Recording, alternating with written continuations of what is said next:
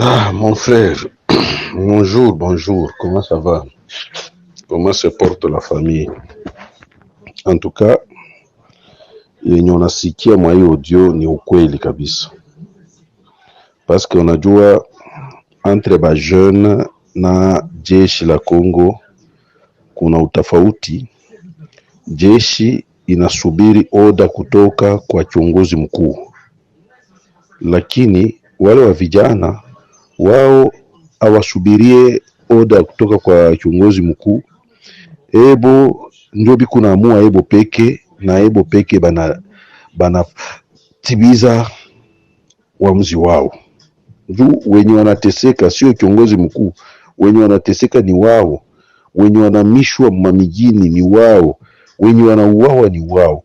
Sasa wajeni walisha kujisensibilize mu degré zero, walisha kunwa bui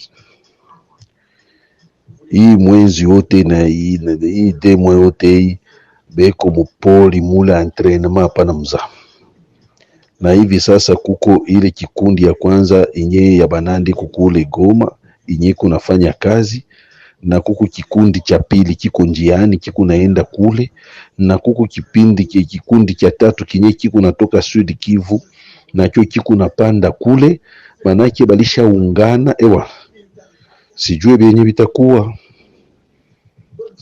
bitakuwa. Manake jeshi ya Kagame iko mshida ya ajabu sana. Ndio unajua wale wa vijana ebo biko natumikisha gerila, ndio yenye biko natumikisha gerila, ndio banatumikisha. Donc biko pale biko nafanya kazi ewa kuzidia na yenye jeshi ngelifanya. Epi bale banande balianja abakukwata na masila za mingi. Masila ni jeshi la Rwanda ndio inawagabizi masila. Banapika banaua na banakamata sila, banapika banaua banakamata sila. Hivi balisha kwa na masila nzito. Unajua Rwanda iliingia na masila kubwa nzito, balisha kuzikamata ziko mingi, na kuko zingine habajua hata gisi ya kuzitumikisha. Hivi biko naomba msaada kubale babali benye balikuwa majeshi baliachaka na bali walikuwa demobilize, ndio banaanza kujifunza zile masila. Sasa kwenye tuombe Mungu hawa vijana basingie mnani Rwanda. Ndio nia yabo ni ya kuingia Rwanda na kuingiza muutu mule, na muutu akiingia kule ewa vitu vitabadilika. Muombe Mungu kabisa. Huko vitu vilisha kuwa vraiment ewana babiana biko na kolere. Unajua kuku kote ingine babijana baliua soda ya Kagame na Museveni, kisha kuwa bakajikutana banakosa chakula, bakachagua maiti nye ilikuwa mzuri pale, bakachoma na bakaanza kuzikula. Njo chakula balikula kama msiku 3 njo chakula balitumia ile mwaide siku 3.